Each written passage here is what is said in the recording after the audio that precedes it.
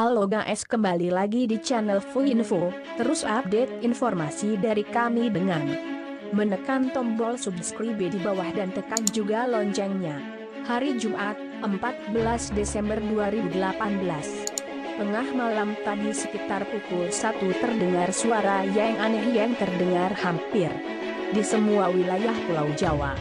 Suara tersebut cukup keras dan bergaung yang sempat menghebohkan masyarakat.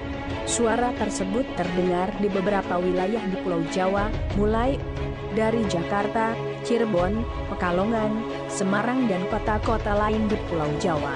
Munculnya suara aneh itu banyak diunggah di sosial media seperti Facebook dan Instagram.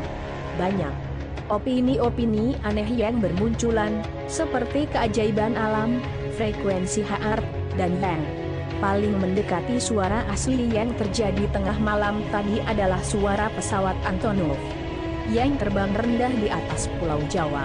Ada yang menjelaskan bahwa pesawat Antonov An-12 BP dengan kode URCGW yang terbang menuju negara tetangga terhalang oleh cuaca buruk yang menyebabkan pesawat Antonov An-12 BP harus terbang rendah di atas Pulau Jawa.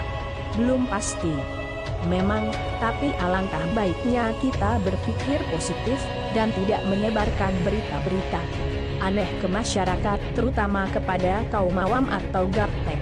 Kita tunggu saja berita resmi tentang suara apa yang sempat terdengar pukul 1 tadi.